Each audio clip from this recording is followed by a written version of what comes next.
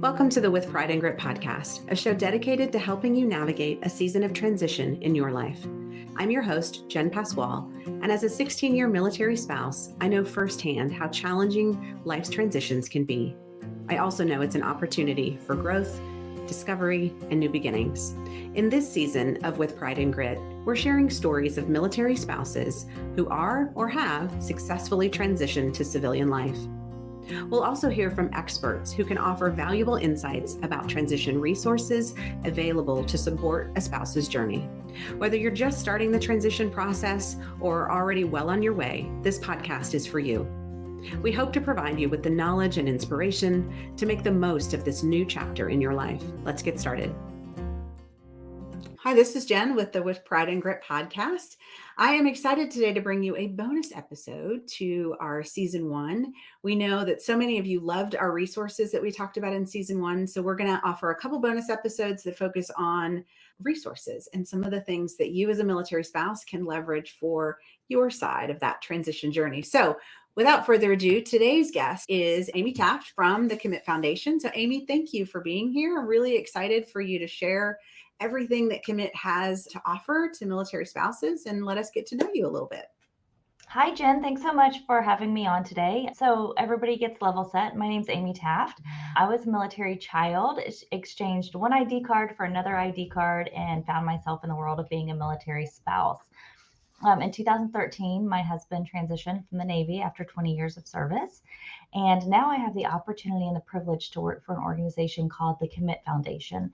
And at Commit, we are focused on transition, whether it be the service member or the spouse, just really level setting, looking at identities, values, purpose, and making sure that you have all the tools in your toolbox that you need in order to be a successfully transitioned family unit coming out of the military. Oh, and I love that because that is definitely in our space a thing that a conversation I think we're just starting to have more, but really we're still not having enough of what does that transition look like for the whole family and how can we support a family's transition in an effort to support that service member's transition as well. So love all of that. And I've been a longtime fangirl of Commit Foundation. So I can't wait to share more about what you all are doing and who it serves and how it serves. So can you kind of walk us through really at a more detailed level, what does that programming look like and how can spouses really benefit from what you all have to offer? Absolutely. So it all started probably in a conversation that we had about 3 years ago. And about 3 years ago, we really started looking at our service members and saying, what else can we do to help our service members? And really what it came back to was this conversation about the fact of the family unit. Nobody transitions alone. Nobody transitions isolated. There's always somebody else coming along with it. And at the same time, I had a really interesting transition story myself. So at the end of a 20-year career, my husband looked at me and said, "What is it that you really want to do? Not what you've been doing." And so that got me thinking about the fact that, oh my goodness, I had been living in a box. And so I brought this perspective to Commit, and myself and the CEO started having conversations. And we were like, what if we started thinking about the spouses? What if we started giving spouses a place to get the same tools in their toolbox that we are giving the service members, so that whenever they get the opportunity to break out of the confines of that structured life, that structured world, it's chaotic structure, but it's still parameters that keep you from really dreaming big. What would that look like? And so 2 years ago, we had the opportunity to launch a pilot program. And we had 2 in-person pilots, and then we had a series of online pilots to where we really looked at building curriculum that met the individualistic needs of a spouse. And my number rule was we will not take out the word service member and insert the word spouse and call us a spouse program, because so many needs of the spouse are different. Understanding the fact that some spouses have had to stop careers and focus more on the family. Some spouses found their happy place, like just being that center for their family and want to continue that.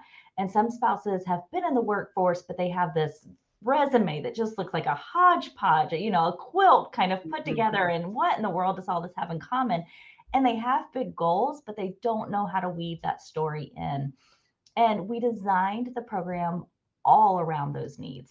It's very much a choose your own adventure program. As it stands today, it is still a virtual program so that we can make sure that all spouses have access to the program.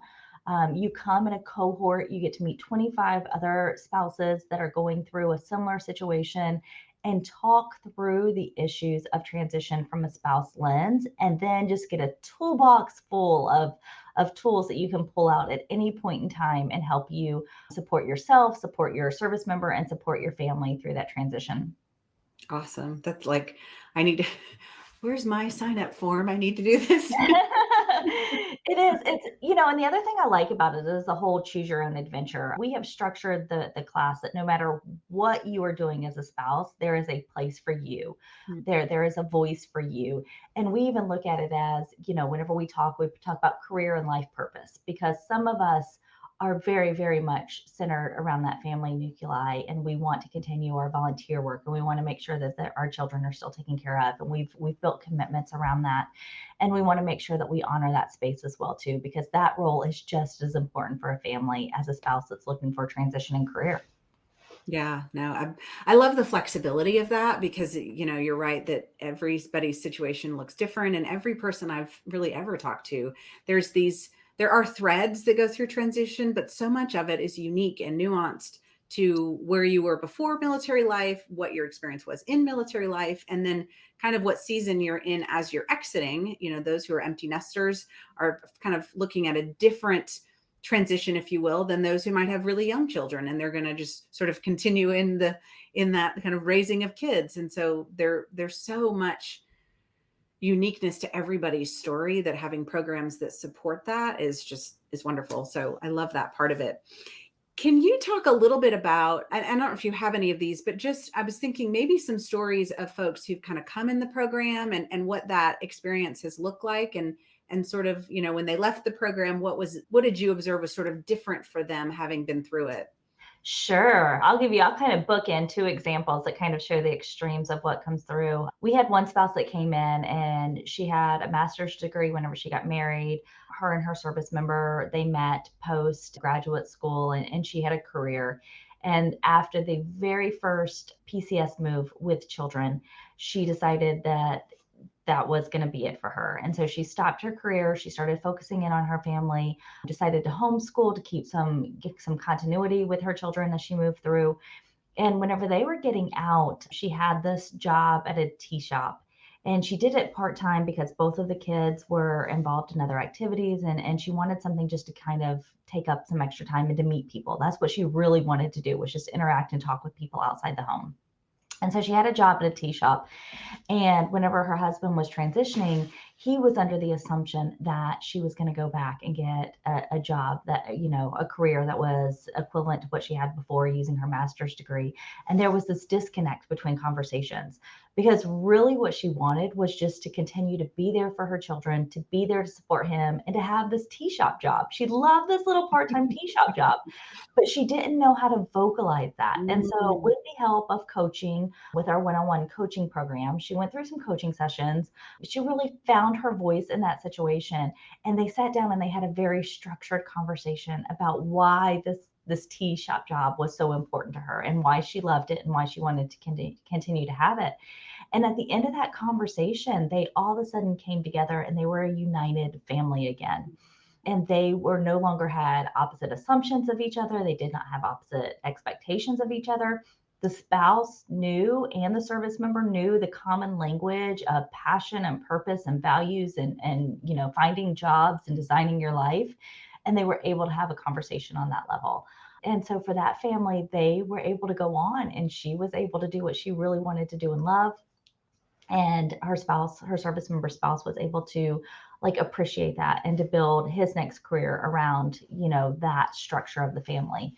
Yeah, that's a great story. I love that. Yeah. So on the other side, we had somebody who had been working at a very senior level in a financial firm, and she had to give up her career opportunities because of frequent moves. And her service member was only in for 7 years, but that 7 years was enough to really kind of put a bump in her resume. And she had to take some lesser level jobs and kind of figure it out, because she didn't want to give up working, but at the same time, she knew she could not work at the level that she was with these frequent moves. And so she came into our program and worked with our executive coaches. And the executive coaches helped give her the confidence. They helped give her the courage. They reframed her resume. They reframed her language and how she spoke about her experience over the 7 years, and really gave her those solid career skills that she needed to go back into the market. And so she's currently now still looking for her place at a senior vice president level in some sort of a tech industry or a financial industry level position. And while she's still on that journey, the confidence that she has right Mm. now is so much more. She knows she can do it. She knows she has the skill set. She knows the language to use, and she really knows what she's going after. I always say, you're only as confident as you believe you are. And so you can see her walking around again with those shoulders up and her head up, and she knows that she's ready to face the tackle the problems ahead. I appreciate you sharing both of those stories. What I kind of pick up in that as I think about, the impact it has on spouses is it sounds like within the program itself, there's just so much. I mean, you said flexibility before, but now I'm sort of starting to really see it and understand it. I didn't understand how much kind of tactical support, if it's looking at resumes or, those to me are very different things than the identity question of, who am I and what do I want to do and what's my passion? Those really sit on very different ends of the spectrum, but you guys are really doing the whole spectrum. We are, and because we've taken that exact same support system that we give our service members and transferred it over to our spouses. And really, it's the same exact quality programming. So our spouses have access to all of our highly professionally skilled, coaches. If they're not at a career level, we're going to give them that same quality with a life coach and give them that one-on-one basis with that. And then we're going to continue to work through. We joke about saying once you're with Commit, you're with us for life. But that is honestly where we're at, whether it's coming back as an alumni.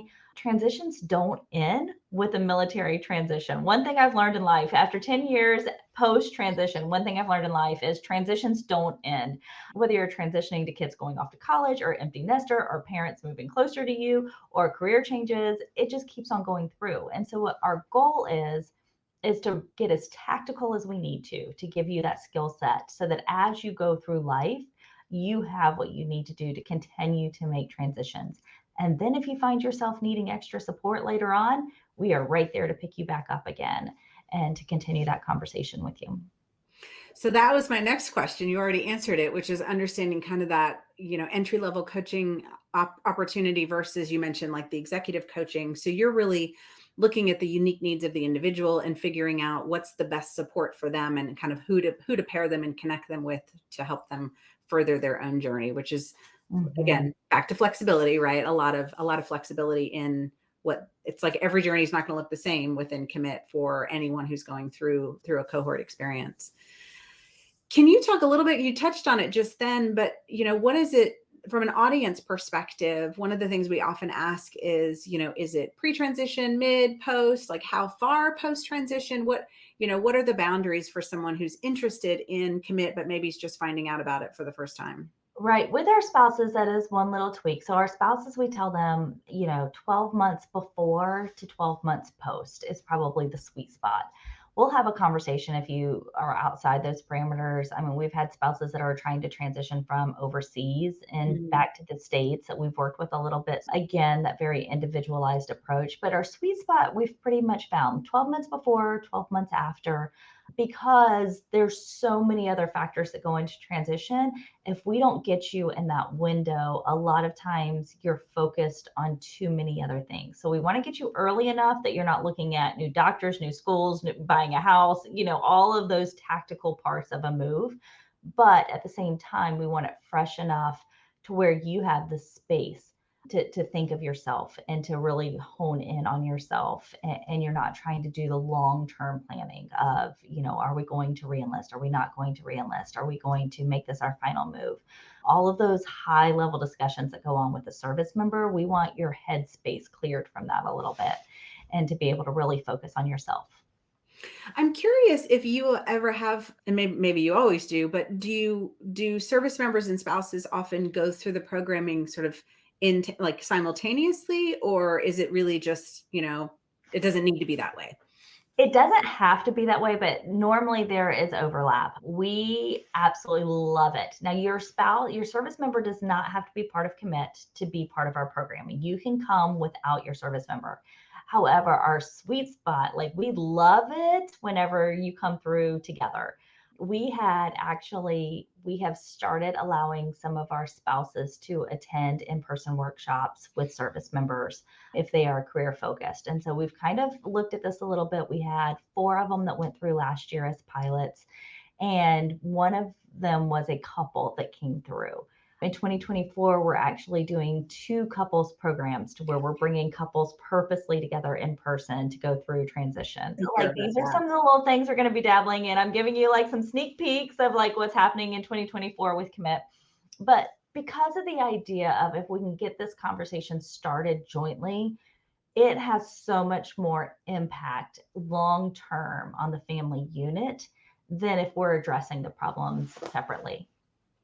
No, to me, that's sort of the cutting edge of transition, right? Is really recognizing not only is it a family transition and sort of a family support that's needed, but the idea that really we've got to get service members and spouses kind of in lockstep on the process and the needs and the hard conversations and all those things that I'm sure you guys are kind of providing the environment for them to have, that's only going to make that process a little bit easier for them, particularly when you can do it around peers and see, oh, we're not the only couple that is kind of struggling with how are we going to redefine our roles? Well, everybody else in here is struggling with that too. And so just to recognize that those things they're just part of it. It's nothing bad. It's nothing, no indicator of anything. It's just a part of the process. Right. And building that community that's going through this with you. We're so used to community in the military. And I've had people say that the military, especially on the spouse side, that we overshare information. But that's because you want to feel like you're not isolated. Mhm. I tell everybody the hardest PCS move I ever made was retirement because I felt like I was losing so much of my support system. And I didn't know anybody on the other side except for my own mother who had been through the transition and was still attached to the military community. So in my mind, it was like a wall. It was like, oh, I cross over. The spouses don't even, I mean, yeah, I remember even like the last deployment cycle, whenever my husband didn't leave on deployment and everybody else left on deployment, they wouldn't even talk to me because all of a sudden I suddenly didn't know anything about deployment. I didn't know anything about what it was like to be a military spouse.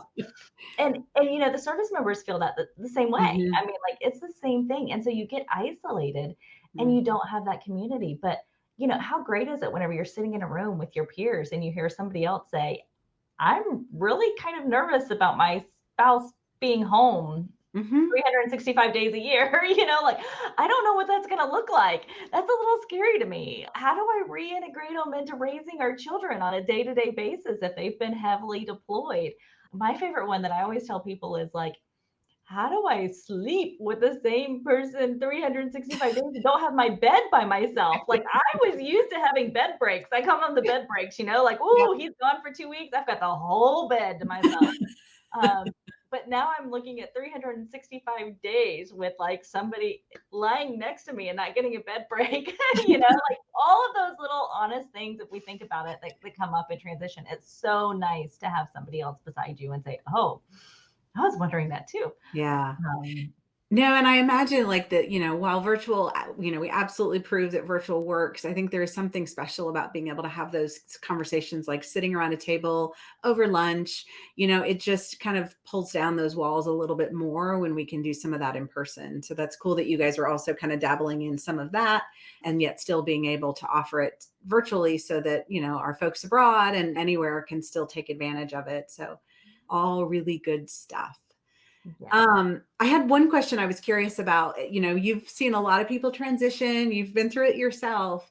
As you kind of look back at all those learnings, if you were offering a piece of advice to someone that's maybe a year out, what would, besides, sign up for the next commit event, what would be your best advice to them? I think the best piece of advice I could give somebody is to be patient with Mm. yourself, be kind to yourself, be kind to your reactions, and take the emotions as they are. It is a grief cycle. It really is. It is a loss of identity. It's a loss of a lifestyle. For many of us, it's a loss of a lot of things that we love. And it really is a grief cycle. And so, as you are going through those emotions, take time to acknowledge the pain, the grief, the excitement, the anticipation, and be kind to yourself whenever you react in a very emotional way to little things that are going to happen. Just be kind to yourself. We beat ourselves up as military spouses. We are famous for like having to carry the weight of the world on our shoulders. All I picture is the girl in the Encanto movie that just tries to carry everything. And I'm like, if that's not a military spouse, I don't know what it is. But be kind to yourself and really allow yourself some grace, and don't judge yourself for having those feelings. No, that's great advice, Amy. That's definitely some wisdom based on everything you've seen and perhaps experienced yourself. So, Amy, as we come to a close, I would love for you to help folks understand maybe when the next event is that military spouses could be a part of, or what the process would be for them to sign up to learn more about that next event. So help us figure out how to find you and all the great things you're doing. Absolutely. We are currently taking applications for our January cohort. So we will start right off after the first year. We're going to let you get your kids back to school and ramp right up to our next cohort. If you would like to be a part of that cohort or any of the next cohorts next year, the application process is pretty simple. So if you go to our website, which is commitfoundation.org, there will be an apply button. And from that, it will walk you through a series of steps to get you identified as a spouse. And then you will be able to apply for the programming. So we kick off programming about every 4 months within. So we have July, and then I think we actually start our next one in March, which is a little bit early, but about every 3 to 4 months, we're starting a new cohort. And if you apply, you will get a phone call, just like any of our services. It's very high touch, humanistic phone calls. And so Julie will be calling you to figure out what works best for you. So you can even know that you'll be talking to Julie, and she will get you into the program and get you settled and get you signed up for everything. No, that's fantastic. Any other, I guess, parting words or anything else you wanted to mention before we sign off for today? I don't. Just thank you so much, Jen, again for having us, and to the military spouses out there, hang in there. Like it's a ride of your lifetime, but hang in there. So thank you for being here, Amy. Thank you. Thank you so much for joining us for another episode of the With Pride and Grit podcast. We're so grateful to our guests for sharing their stories and expertise with us, and we're grateful to you, our listeners, for tuning in. Please remember to subscribe to the podcast so you don't miss any future episodes. And we always appreciate you sharing us with a friend or leaving a kind review. If you have any questions or suggestions for future episodes, please don't hesitate to reach out to us. You can find us on social media under @Pride and Grit or on our website, prideandgrit.com. Until next time, please remember you're not alone on this journey, and it is our privilege to walk alongside you.